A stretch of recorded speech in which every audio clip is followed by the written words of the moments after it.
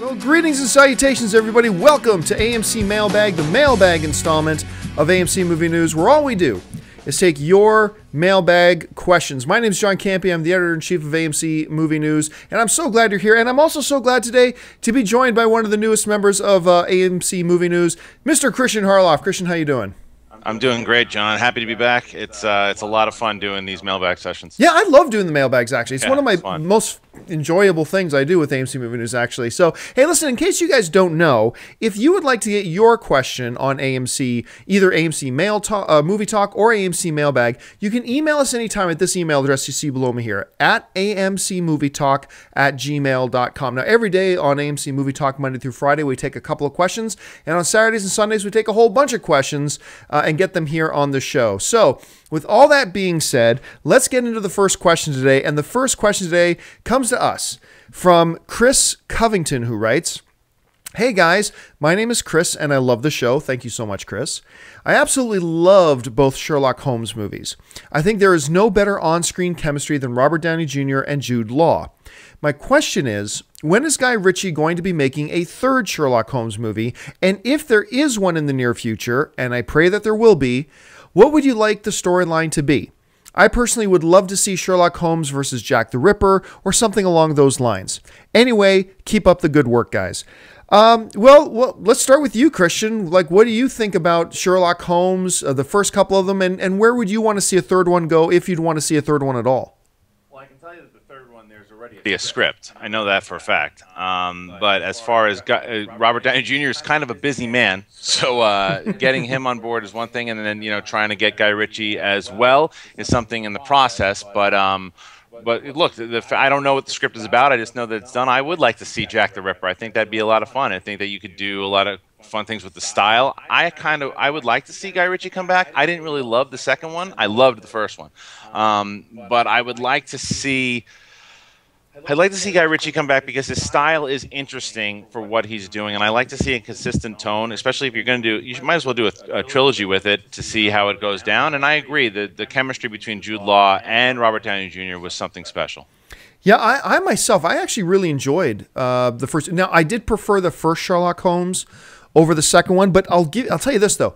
One of the things the second one had over the first one was Jared Harris playing Moriarty. Because Moriarty, I mean, he is the Joker to Sherlock Holmes' Batman. He is the quintessential Sherlock Holmes villain, and I thought he played him great. So while I thought overall the film was a step down, I thought they had a great villain. And let's face it, the first film also had a very strong villain and a great actor playing it. But I just really like the Moriarty thing. The one guy who can outsmart Sherlock Holmes and keep Sherlock Holmes, be ahead of Sherlock Holmes, 2 steps every step of the way.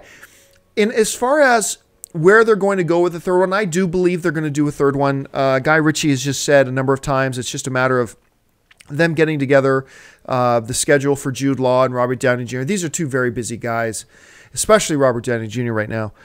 But I do believe they're going to do a third one. As far as which direction I'd like to see them go, I want to see more Moriarty.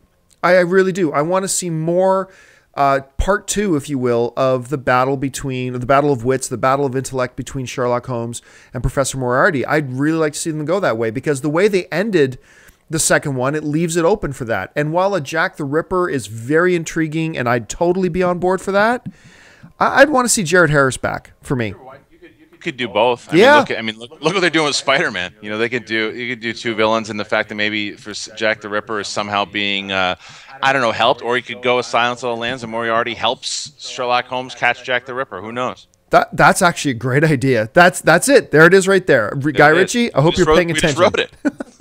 All right, so the next question we've got today comes to us all the way from Truthh Huletty-Netter, who writes, "Hey guys, love the show. Haven't missed it since I turned 19. Well, that's awesome. As long as you didn't just turn 19 yesterday, I suppose. My question is, why in the world is The Amazing Spider-Man 2 advertising so much? I literally cannot get away from it. It's becoming downright annoying. Don't they already know everyone is going to go see it? What is the marketing strategy in bombarding us with constant Spidey? Thanks, and keep up the incredible work." Well, Netter, you're not the only one who has complained about the amount of marketing going into The Amazing Spider-Man 2. And I don't mind tons and tons of marketing. What I got a little fatigued with myself is that not only did you have tons of marketing, you had tons of variety in the marketing. So it just felt like every other day we had brand new pictures from The Amazing Spider-Man 2, brand new TV spots, brand new trailer, new footage, new clip, new scene. And it just feels like if you probably add up all the scenes and the footage and everything, we've probably got no less than 10 minutes of the film. We probably have 10 full minutes of the film already just in the marketing. And at some point, I think you got to put the brakes on. You've shown enough. And I'll be honest with you. A number of weeks ago, I gave up on anything brand new from Spider-Man. I would look in the news headlines and the news feeds and see new behind-the-scenes picture. Wouldn't look at it, wouldn't talk about it on AMC Movie Talk. New TV spot for The Amazing Spider-Man. We've already done new TV spots for The Amazing Spider-Man 4 times. I'm not doing another one, and I'm not going to look at it anymore. You've sold me. I'm done. I'm ready to see the movie. I don't want to see any more marketing. As far as your one point, though, about don't they already know that everybody's going to go see it? Well, not everybody's going to go see it. I mean, the first The Amazing Spider-Man made about $700 million worldwide, but the Avengers made $1.2 billion. So there's still a lot of people out there to get. You're right. Their strategy seems to be bombarding us and see what happens. And look, maybe it is the right strategy. I know it turned me off a little bit, but I'm still excited about the movie. But we'll see on opening weekend, May 2nd, when this movie comes out, to see how effective this marketing strategy was. Anyway, Christian, your thoughts on the marketing strategy, how much marketing of The Amazing Spider-Man we've seen so far? I thought that I must have been sleepwalking and wrote that letter to you, because that's exactly how I feel. I am sick of it, and I've talked about it on our show. There's the fact that it's weird, isn't it? You got to say our show now. Yeah. I'm getting, but I like it. I like it a lot. But I remember when I think it was a week or 2 weeks ago, the fact that I'm sick of the trailers. I don't need to see it, and I also agree with your point 100%, the fact that I don't think everyone's going to see this movie. I think that not a lot of people, I liked the first one. A lot of people didn't.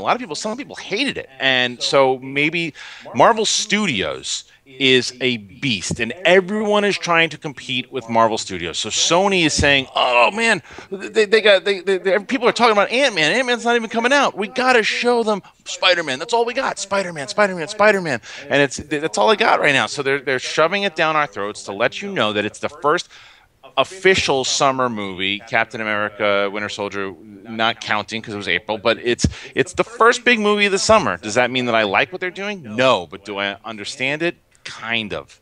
Right. No, I completely agree with you. All right, then let's move on to the next question today. And the third question today comes to us from Eugene Jones, who writes, I was just watching The Rundown. I love that movie. And I was thinking, in my opinion, it is, in my opinion, the best rock movie. What are your guys' favorite rock movie? Oh, good question. So, of course, Christian, I'm going to get you to go first. What is your favorite movie with The Rock? Look, I like The Rock more when he's in a little bit more of these serious roles, and I know a lot of people didn't like it. I don't care. I liked Snitch. I thought he was great in Snitch. What's not to like about Snitch? I thought it was a really nice little movie. I dug it because he didn't have. It showed that he had some acting chops. He didn't have to just rely on his brute strength, because there were times he got his head handed to him, and you believed it. Like, oh, okay, wait, it just was a gritty feeling. I like that. And what was the other one was the other grittier one. What's the one with the 2x4? My God, the remake. I'm brain farting. Walking right now, was it? Walking Tall. Walking Tall. Yeah.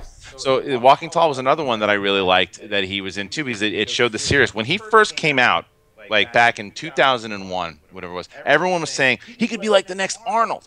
And then he started doing goofier movies, and it started to get away from him.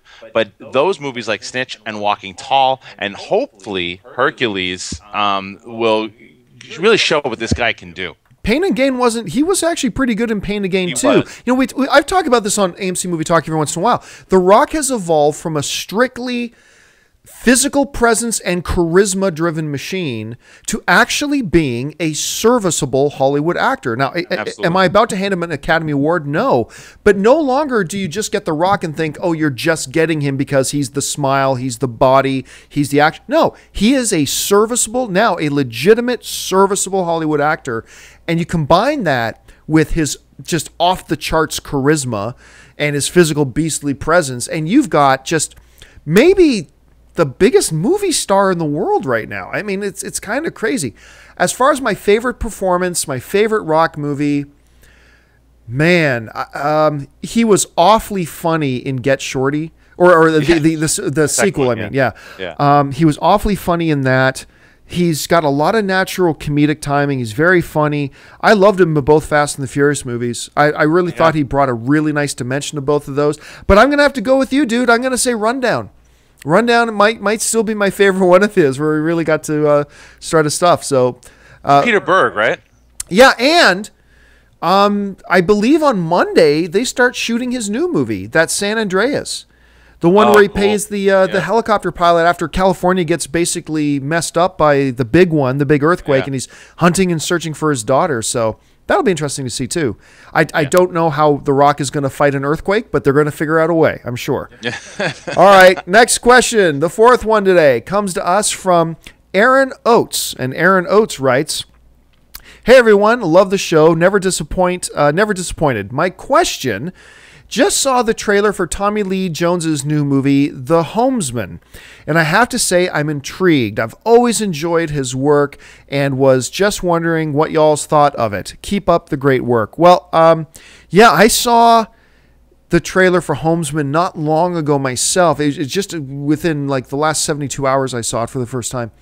And it should be noted too, it's not just him. I mean, you got Hilary Swank in there too, who also looks really good. Look, this feels to me a lot like a oh damn it, the name of the brothers who did No Country for Old Men. You know who I'm talking about? Coen Brothers. Yeah, the trailer felt like a Coen Brothers movie. It really did, and he is a great actor. He's a little bit difficult to deal with, especially in junkets. He's almost impossible to deal with. That's what I heard. Yeah, but I'm telling you, but there is no, like, I kid you not, true story.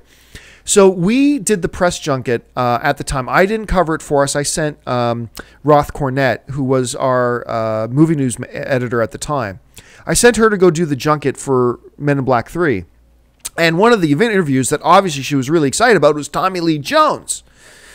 And I kid you not, she came back, brought the footage. She goes, "You guys have got to see my Tommy Lee Jones interview. And just please know it's not my fault." So we put in the interview and it starts, and she's like, asks a great question, coming back for the third time, do you see the merit and stuff like that in a building story over several cinematic pieces as opposed to just one-shot movies? And I kid you not, Tommy Lee Jones just looked at her and goes, "Yes." Okay. Then she goes into the next question, was there an extra loaded, do you feel extra pressure coming in when you have a growing property like this, that the fans just keep growing and growing and growing, and you're coming back to them and they're excited to see it? Do you find that ever adds extra pressure to you as a performer, coming back for roles like this that there's higher anticipation for? Looks at her. No. And that's it. And so she's now like completely demoralized because she worships this guy. And you look, if you've ever been to any of these press junkets, these actors have to sit in a chair with bright lights on them for like 9 hours and be asked repetitive questions over. I get it. It's tough, but he's a tough dude to deal with. But that's what they say. But I think there was a difference, maybe even promotion for this one as well too, is because he directs this, correct? Honestly, I didn't know that. I think I might be wrong, but I thought he directed this one. I might be wrong. But regardless, this looks like the perfect Tommy Lee Jones role. He's a down on his luck. I haven't seen a good Western in a little bit, so I'm excited for that. And by the way, you're absolutely right. He did actually direct this film too. You're right. Okay, so that's why I think you're going to see a lot more effort into this one, even with with he always look when it comes to his performances, he's always there. I mean, even Captain America, he was there. He's there. He's done like 50 films, and I can think of one where it looked to me like he wasn't even trying, like there was no effort, and he just kind of nailed it. And that was that damn Batman movie. Oh, right. But other than that, he always brings it. He always shows up, and look, cranky people are cranky people. He's guy's like 70 years old. If he's a cranky old grandpa, then that's what he is, But the question on the table as far as the movie, yeah, like you said, John, you got Hilary Swank in a 2-time Oscar winner. You've got Tommy Lee Jones in a project he's obviously passionate about. So, and I like this. It's kind of like the lone renegade who's kind of stuck in this mission that he owes this woman his life, and now he's got to go on this mission. It kind of reminds me of a little bit of like a True Grit type movie. No, absolutely. And I am also as curious as the writer was. Now, and get this, and it's not just him and Hilary Swank. Get this, Jonathan Lithgow, right? Not a bad name. Tim Blake Nelson, David Fichtner, Ultron himself, James Spader. Okay. I mean, this is this is some pretty big talent lining up to work with him as a director. So yeah, I'm very excited about it. If Tommy Lee Jones calls you up, you A, say yes because it's Tommy Lee Jones, and B, you don't want him to bite your face off. All right, let's move on to the next question today. And the next question today comes to us from Jason O'Connor, who writes, with the new Dawn of the Planet of the Apes movie coming, and possibly a third movie, should it continue with its own story, or should it tie up loose ends with the original 1968 classic? Christian, if you're in charge of Dawn of the Planet of the Apes and this whole franchise, do you try to align it more and more with the original 1968 one, or do you not really worry about that and just go off in your own direction? I would absolutely align it with the original, and they were doing it in the first one. They're like little Easter eggs and stuff, but you got to look for it. But they show the launch of Charlton Heston's spaceship, they mention there are a lot of nods to the original movie in the first one, and not just of like, hey, here's an homage that looks like it's tying it into the original franchise. I think you have to, but what you also have to realize is that the original one takes place in like the year 3200 or something. So in the trilogy we're going to get, it's still within the 100, 200 years. So we're just kind of seeing the evolution of what happens. I'm going to differ with you a little bit on this. I'm going to go in your own direction while continuing to drop little Easter eggs. Like, yeah, I was actually one of those guys. I was pretty excited in the theater. First of all, I loved the first film, not the 1968 one, but the most previous one with James Franco. Great film. And I was one of the guys, I'll admit, when they announced it, I was like, do we need another Planet of the Apes movie? Tim Burton hurt us. He killed us, that Tim Burton. Oh, yeah. Yeah, it really did. And so I was pessimistic, but I love the job they did with it. And I was really excited in the theater, too, when you see the newspaper articles and you hear them mentioning, the astronaut that's taken off in a ship, and you see those tie-ins, and that's awesome. And I believe you continue to do that where you can. But at the same time, I would encourage them to not feel beholden to it. But then again, it's not like there are a million different plot points they have to make sure they align with. At some point in the future, the apes take over. That's really the only place you need to end with, and you're good. So I'd say either way, they're going to end up in the same place. So that was my point, is the fact that like like the Easter eggs lead up to what we're eventually going to get in the year 3003. They can't cover all of that in 3 movies. Yeah. So it's just, as long as, like you said, they dropped the little Easter eggs, hints there, what's going to happen, because it's almost like a different timeline by the time we get to the original. Completely agree. All right, let's get on to the next question today, and it's actually our final question today. And our final question of the day comes to us from KC Bran, who writes, greetings and salutations, AMC movie talkers. I recently saw that Paramount was in talks to reboot Friday the 13th with David Buckner helming the project. Since this series had a fresh reboot in 2009, is this the best option? Or should Paramount make a sequel to the 2009 film? Thanks for answering, and keep bringing the filthy. No, you don't you don't make a sequel to the 2009 film. I'm one of the guys. I actually have a friend of mine who's in that film, and I was really excited that she was in it, and I went to go see it because she was in it. And the movie's just terrible. I was also really excited because Jared Padalecki, I think is how you say his name, from Supernatural, which is my favorite show on TV right now, that and Arrow. And I wanted to like it, man. I wanted to be into it, and I just was not. I just could not just muster any enthusiasm for what they did in that film. And I think, look, Friday the 13th is an immortal franchise and an immortal title. If you try something and it didn't work, don't worry about it. Scrap it, throw it in the trash heap, start again. Because of the name, people will give it a shot. And I think you restart and reboot Friday the 13th, and I do think people will be there to give it a shot. And if you make it well, then you've got a new franchise on your hand. If not, you're going to have to throw it back in the garbage can, wait 3 or 4 more years, and reboot it again. So, no, I really don't think. And on top of that, you want to get away from the failure of the first one.